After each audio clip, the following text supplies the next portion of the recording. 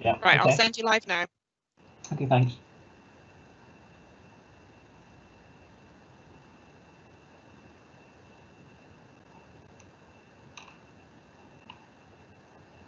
Good morning and welcome to our webinar on the recent proposals for charities from the Fife Council Pension Fund. You'll see hopefully in a couple of seconds some slides coming up on the screen, which I'll be presenting to. You'll also notice as part of your access that there's a box at the top of your screen which has got a little question. So during the event, I'm quite happy to take questions as we go through, and if there's any sort of points needed, sort of clarification, or we can pick them up at the end. So what I'll be able to do is either as I get the sort of questions coming through, I'll be able to sort of hopefully deal with them there and then, or potentially we can deal with them. There'll be something coming up that will explain what's going on later on in the presentation, or we can deal with them at the end. So thanks for joining us. So to introduce myself first, I'm David Davison. I'm one of the owners and directors of Spence Partners. We're a firm of actuaries and consultants. I head a practice within the business which advises charities and not-for-profit organisations. So I have a lot of experience working with charities who participate in LGPS. For a number of years I've been working on looking at options for exits from LGPS for charities, because as you'll see from some of the regulations in here, it hasn't been particularly flexible to date. So I've worked with the Scottish Public Pension Agency getting the regulations changed in 2018, and I'm currently working with them on other revisions. I've also worked with ICAS, Charity Finance Group, and the PLSA around sort of LGPS. So very much steeped in charities and those charities that are in LGPS. And indeed, I'm currently working with a number of charities who are in the Fife Fund, and was instrumental with a couple of those charities in actually getting these proposals actually sent to the charities. So hopefully this morning in this section I'll be able to give you an independent view in terms of what's actually happening and what the potential sort of options are actually going forward. So what I'm going to cover are obviously a bit of background around LGPS and the risks and issues that currently not only employers but actually the funds are actually facing as well. Have a look specifically at the Fife proposals and what they mean in detail, and then considering some options and next steps. I think for boards actually looking at this sort of issue, I always look at this in terms of actually how boards assess what they actually need to do for the organisation themselves. And really I think there's three key issues that you're trying to balance. And every organisation has a point in the middle of this sort of diagram, which can be slightly different for different organisations. But you know, obviously your participation in the local government pension scheme requires the payment of contributions. So what the organisation has to understand is what is actually affordable, and not only what's affordable now, but also what's affordable in the future potentially. The other aspect that you need to consider then obviously is the risk. So how might that affordability and the risk within the scheme, so things like the investment risk and so on, actually change in the future depending on how your membership changes or your circumstances change. You know, one of the good examples of that would be if you've a falling membership, for example, if you're closed to new entrants, then the risk and the costs increase over time. And the third thing really is what I've called their HR implications, because obviously this benefit will be usually part of a contract of employment for staff, and could actually, you know, it'll be a valuable benefit. So actually taking that benefit away will have HR implications, and those have to be managed carefully, and indeed I think sensitively is probably the best way of actually sort of describing that actually as well. So I think any board really needs to try and balance those issues and actually looking at any sort of options review going forward. So in terms of the LGPS risk issues, if we start with how the benefits are actually sort of provided, Up until 2015, the benefits in LGPS were all provided on a final salary basis. So obviously that means that the benefits are actually based on the member's salary very close at or very close to retirement and the period of their service. And I'll show you an example of that in a second. The key issue of any defined benefit scheme is that everyone's in what I've described here as a consolidated pot. So there's a big pot that every single member, not just members in the charities, but members in the council and so on, are all part of this big scheme. And they have a promise of a benefit at a point in the future rather than having their own particular entitlement within that pot. Back in 2015, sort of towards the end of March 2015, then benefits actually changed. So from 1st of April 2015, the benefits moved to career average revalued earnings basis. And that's the shape that pretty much all public sector schemes moved to at that point. The rationale for that was really that within final salary schemes, if people get benefit increases very close to retirement, then it means that their benefits for all of their prior service go up as based on that, which means they haven't been paying the right contributions on the way through. And as that tends to affect more high earners in terms of the sort of membership, then that was considered to be inequitable. So therefore there was a change in the basis to the care basis. And the care basis then looks at building benefits year on year rather than actually based on final salary. So I'll show you an example of how that works. So if we take the final salary basis and you have someone who's 5 years away from retirement on a £20,000 salary, that salary goes up at 3% a year, and the final salary therefore is 23,185. So if you have an accrual rate of a 60th, so the accrual rate is the speed at which the benefits build, then the idea there would be if you had 40 years service, you'd have 40 60ths, or 2/3 of your final salary. So if you've a shorter number of years, then a lower number of years at 5, then you'd have 5 60ths times the salary at retirement, would give you a pension of about £1,900 a year. Now clearly if your service was 10 years, then it would be double that figure, or 15 years it would be 3 times, and so on. And obviously if the salary's higher, then the pension's higher. So it's just a multiple of those factors. The career average has changed in that what happens is each year you build a benefit effectively. So in year one, if you see in that diagram, a 60th of the £20,000 salary would be a pension of £333 a year. The £333 a year, obviously, if you got that 5 years before retirement, if it didn't revalue or increase, then it wouldn't be worth the same amount when you retired. So therefore what happens is the benefits actually are revalued or increased in line with inflation. So you can see there how an assumption on inflation each year means that by the time you get to retirement, the £333 is worth £379. The following year, if your salary has then gone up, then you buy a higher pension. So in this case, the 363. That then goes up by inflation each year, which gives you 395, and so on. So if, for example, salary had gone up in year 4, then that would only affect year 4 and year 5, not all the previous years. So people are paying more consistently for the benefits that they're actually getting at the end. So the idea with the changes in the LGPS scheme in particular were to try and limit the costs and make the scheme fairer. But what happened was at the point that the benefits changed in 2015, the accrual rate actually increased from a 60th to a 49th, which meant that actually the costs, the accrual rate was higher, therefore the cost potentially went up. The other thing was that obviously we were in a very low interest rate economy, and particularly in the charity sector where salaries have been going up probably at less than inflation. It's meant that the benefits in the care scheme have been going up at inflation and at a level higher than salaries. So therefore, again, that's increased the value of the benefits. So that's obviously impacted on the cost of actually providing the benefits as well. So in terms of the provision of the benefits, then each member of your scheme has benefits they've actually built up, your section of the scheme, and those are the liabilities of the scheme. And what's built up to date cannot actually be changed. So any benefits that are accrued up to this point can't actually be amended. So what you're trying to do then is you're trying within the scheme to build up an asset value within the scheme that will cover those liabilities and pay the benefits when they're actually due.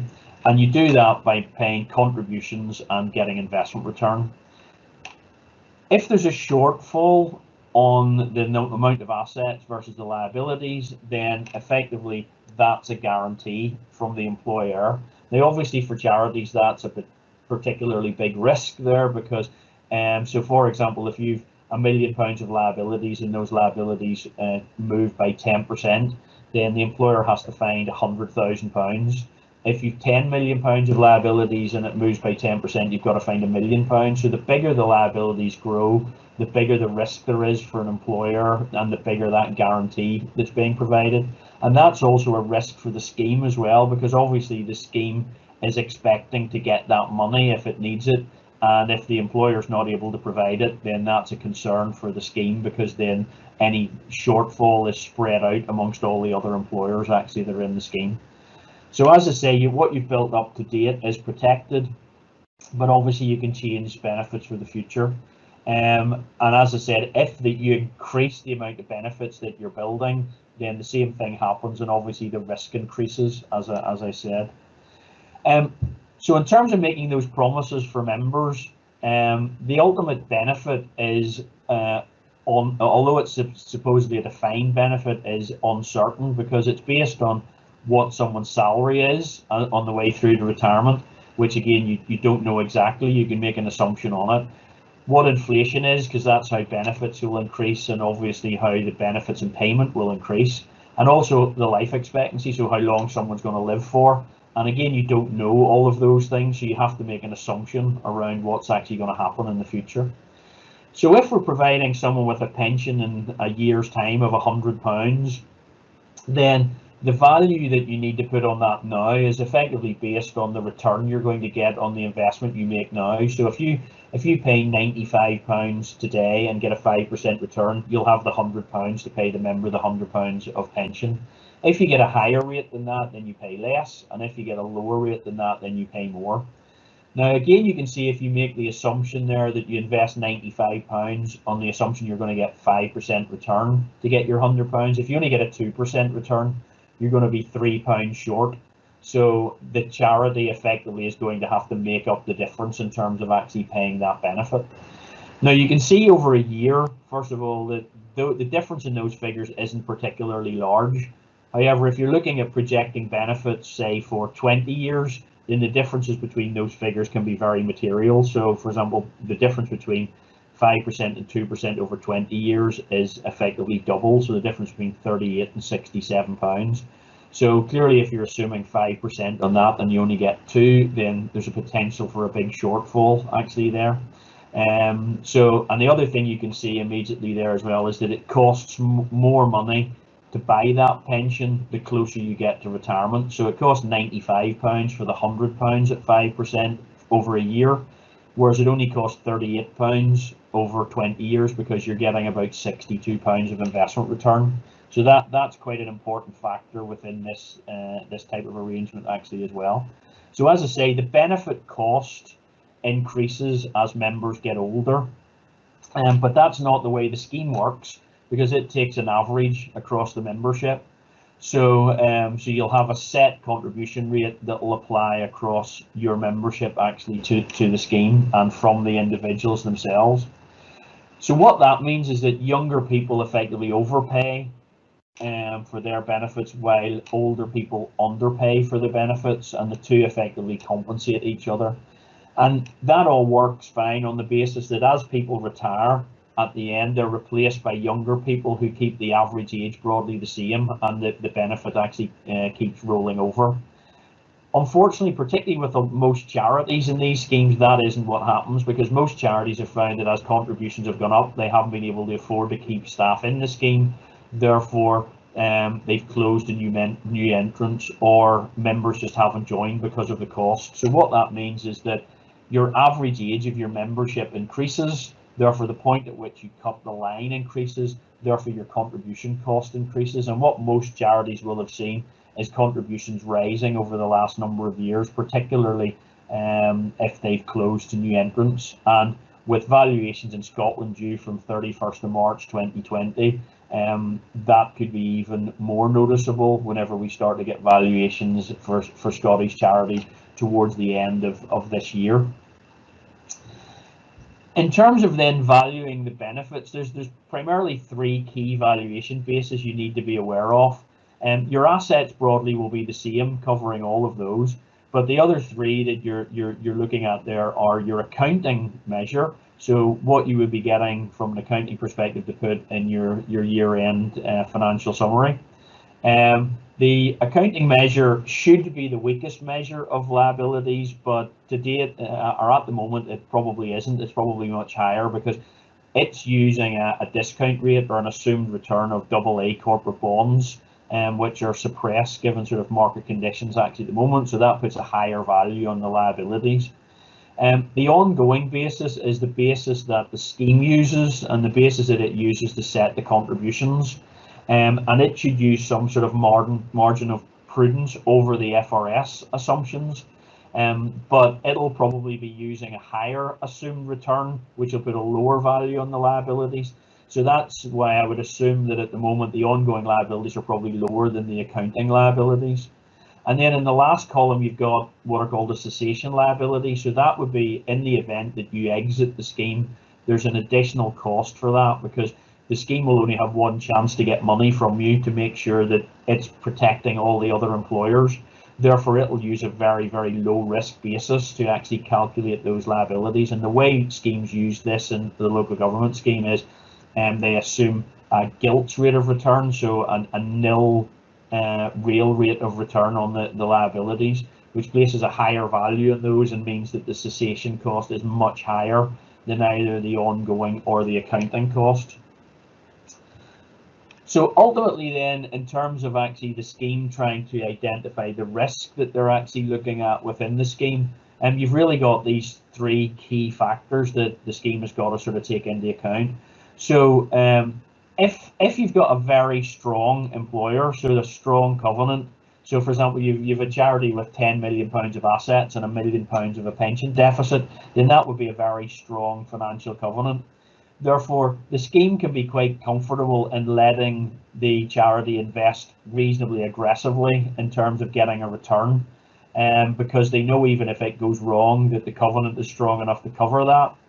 That means if you're investing to get a higher return, therefore the potential is that your contributions are going to be lower because you don't need to pay as much contribution if you're making more of it up on the investment. However, the counter to that is if you have a charity with £1 million of assets and a £10 million pension liability, then the covenant is relatively weak. Therefore, the fund is at risk of allowing you to invest aggressively because it might not get its money back if that goes wrong. Therefore, it will use a lower risk basis to calculate your contributions, and therefore your contributions will actually rise. And as you get closer to the point where you're actually running out of members, then funds will actually start to look at that and the contributions will actually start to increase more markedly. So that's the sort of assessment that the fund will be trying to do to check whether it's likely to be protected from the employers that are actually building up benefits. So in terms of the key characteristics then, so if members pay contributions which are based on their salary, so they're pretty much sort of certain, so the employees will know what they're actually paying, and regardless of what happens with the funding position, they don't really change. The benefits are protected by all the participants in the scheme, so the benefits for each charity employee are effectively protected by every other employer actually that's in the scheme, so they're very, very secure for the employees. And members are obviously paying their contributions based on their salary, and those percentages change as the salary increases. Employer contributions are assessed every 3 years by the actuary, and as I say, the next valuation in Scotland is actually due from 31st of March 2020, so results towards the end of 2020. You build assets to pay the benefits based on contribution investment return, as I said, and the objective is to try and meet the cost of providing those benefits during an employee's service, so that by the time the employee's left, the costs are actually all covered. And as members accrue liabilities, those liabilities and the risk increases. Ultimately, we've got a wholly uncertain cost for those defined benefits. It's all also funded on the basis that the scheme continues, but there's obviously, as I showed previously, a much higher liability on exit and closure. And there's an increasing focus on each employer's covenant, so how likely they are to be able to pay for the benefits. Lengthening longevity, so as people are living longer, then you're paying the benefits for longer, so the costs actually are higher. Closer to new entrants increases the contribution costs, and you've got an aging membership, so those contribution costs will keep increasing in the future. And as I said, there's this cross-generational subsidy, unless the contributions reflect the ultimate cost. And in terms of charities, over time, that hasn't been the case. More and more charities are funded in the scheme on an individual basis rather than being part of a pool. So if the employer then, in terms of looks to exit the scheme, as I said, the basis on which that happens is much stronger than the ongoing funding. So as soon as you don't have any active participants in the scheme, so that means people who are building benefits and paying contributions, then if you don't have active participants in the fund while other employers do, then you effectively trigger a debt. The process is outlined in the Scottish LGPS regulations, and the scheme will refer the exit to the fund actuary, and they calculate a debt that's actually due from the employer, from the charity, and they'll then serve that on that debt on the charity. It's based on the market conditions on the date of exit, so it's uncertain what that actually is, because you're always sort of looking at that in the sort of rear view mirror. So getting an idea of what that figure is quite difficult. Funds will robustly pursue the debt from employers, as they view that any underpayment is going to fall on other fund employers. So therefore, they want to get that payment, and as much of that payment actually as possible. And obviously, if you're closed to new entrants, then the ultimate cessation is inevitable, because at some point you're going to run out of benefits, and run out of members. The other thing that's a risk for organisations as well is what are called pension strain costs. So if you effectively make someone redundant, the term is removed under grounds of operational efficiency, then the member's entitled to an enhanced early pension. That results in a cost, which is a strain cost, which is passed on to the employer. So actually removing staff to reduce costs when they're in the scheme can actually be counterproductive, because there can be quite an amount of money actually due from the charity if that happens. So if there's redundancies, then it's worth discussing it with the fund beforehand to make sure what the likely cost might be. And I mentioned the accounting as well. Obviously, these pension liabilities are becoming increasingly visible in charities' accounts, and therefore having to be managed. And also, they're highly variable, changing each year. As I said, the discount rate's based on AA corporate bonds.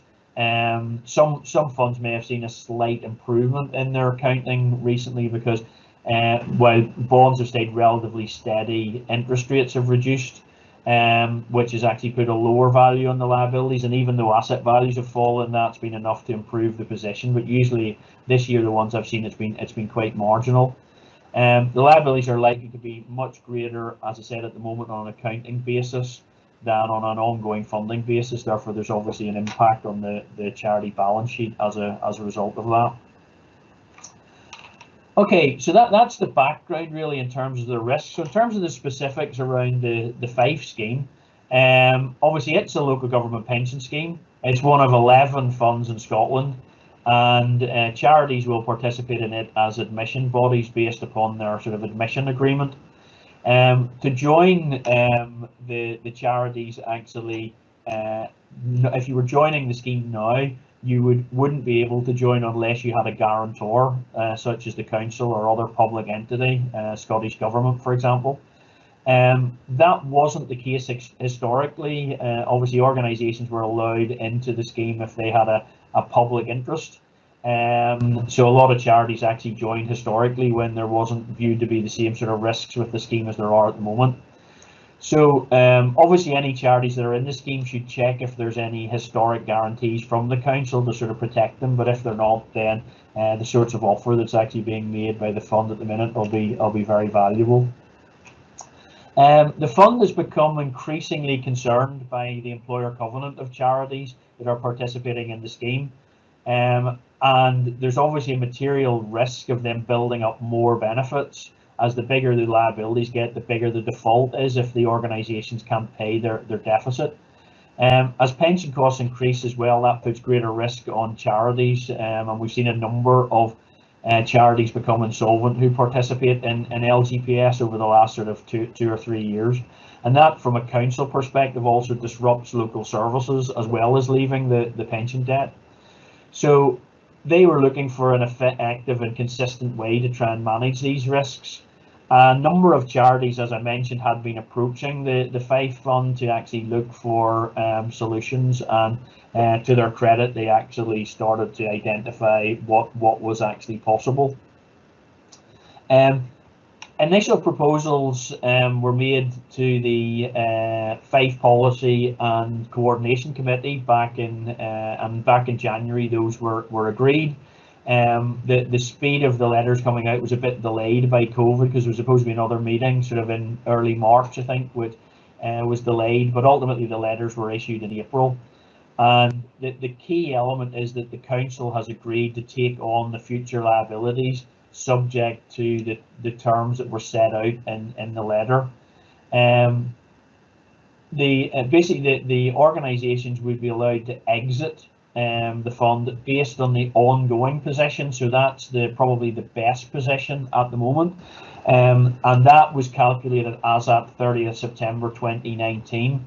So that's going to be a very significantly improved position than the cessation or accounting position at that point, or indeed the current position, because obviously the current position would take into account COVID, where the asset values in the scheme would be much lower and gilt yields would probably be much lower, so the liabilities would be much higher.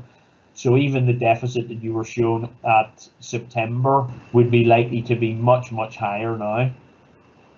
So the terms of the offer were that there's a formal notification in writing to the fund by 30th of September 2020 that the charity wants to actually exit the fund. There was an ongoing funding basis calculated at 30th of September 2020. If there was a deficit at that point, then the employer would actually have to pay that deficit to allow them to exit. But as I said, that's likely to be much lower than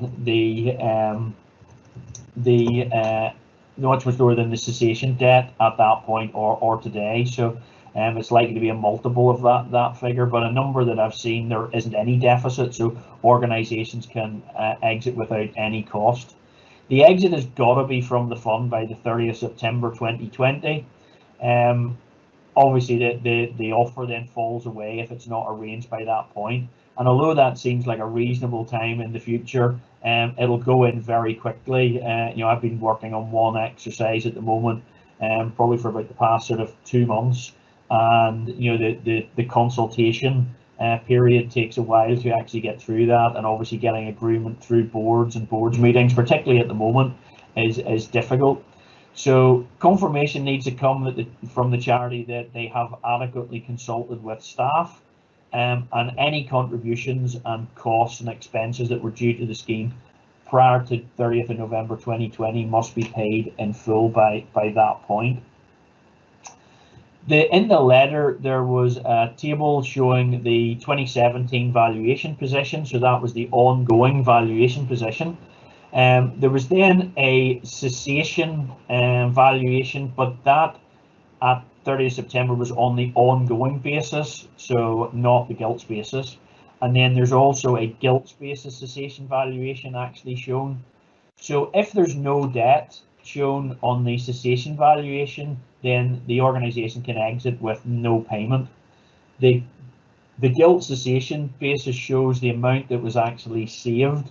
So if you have a £500,000 figure in that and you're not paying anything, then that's the amount of money you saved. The 500,000, as I say, would probably be £600,000 or £700,000 or £800,000 today. So the saving would be even greater. If you were in surplus on the cessation ongoing basis, then there's no exit credit being given. So this is a bit of a sort of a compromise between reducing not requiring the high exit debt. So which to me seems fair enough. Any change post 30th September 2019 to the figures won't actually impact. So even if the position has become worse since 30th of September, that won't actually impact on the offer. I understand there's supposed to be a presentation made from the fund actuary to employers actually as well. Just sort of to be aware, in terms of acting for the fund, Hymans are conflicted in specific employer advice to the admitted body, so they can provide information from the perspective of the fund, but they really shouldn't be providing advice individually to the employers, given that they're actually working for the Fife Council fund. Okay, so in terms of the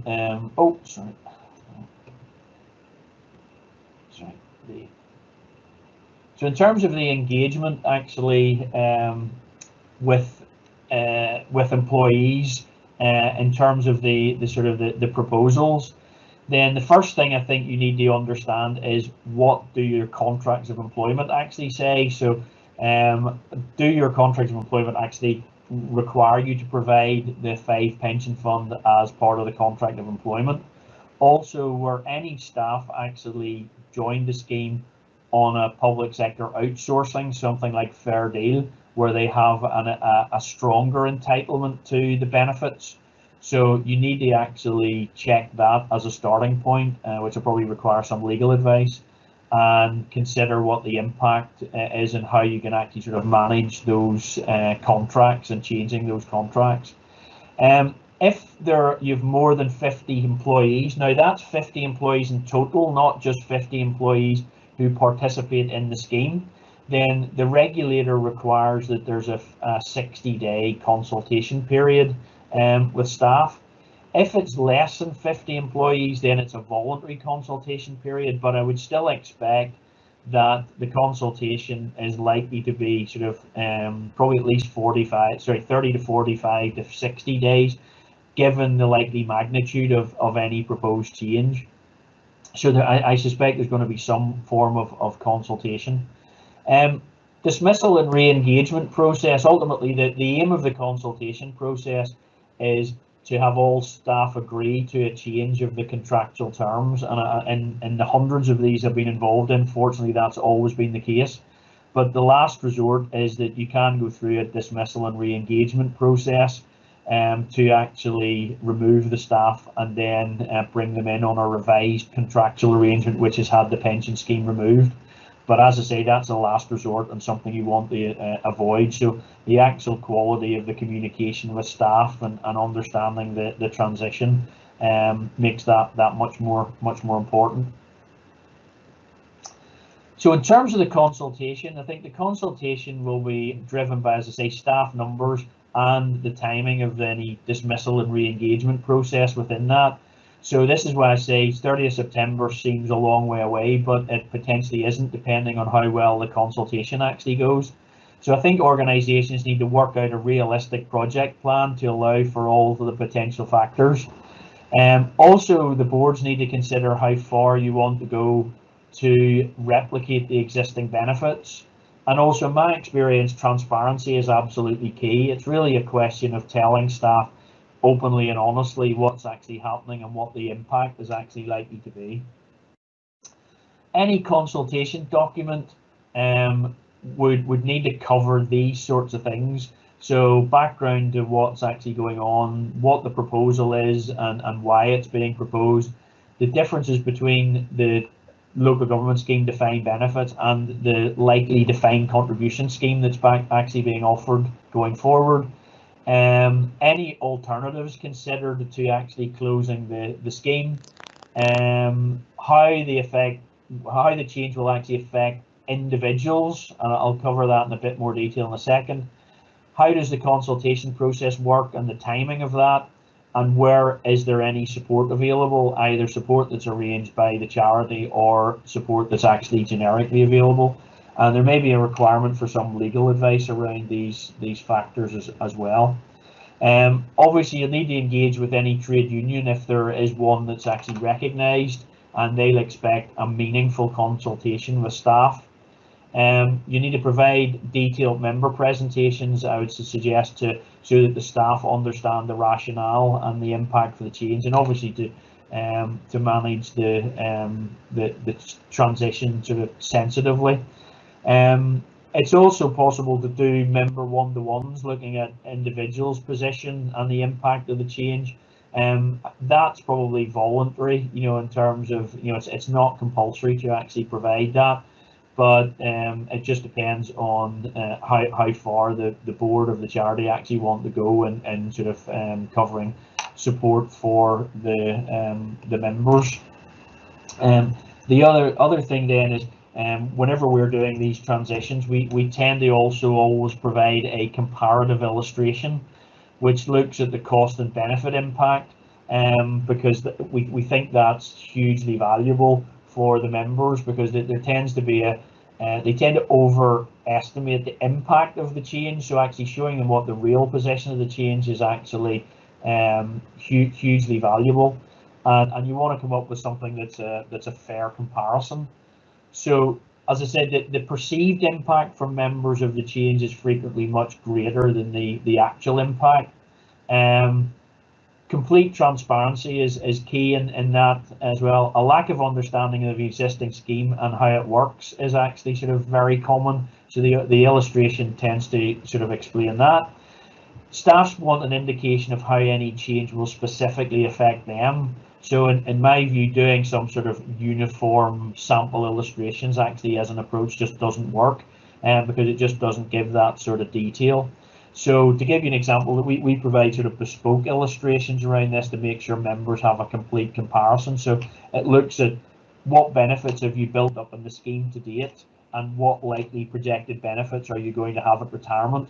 What is the impact of the change in terms of if you were paying X contributions going forward, and how that might actually impact on the individual employee. It looks at also things like the tax-free cash and pension, because one of the big issues within the local government scheme is it's very, very expensive to take your tax-free cash out of the scheme. So the comparison between the two benefits is usually a lot closer when you take cash into consideration rather than just purely pension. So it analyses that as well, which can provide some reassurance for members. It also looks at how much additional cash might actually be available, and whether that cash can be used instead of taking cash from the scheme. And it also looks at the contributions that are actually being paid and how that impacts.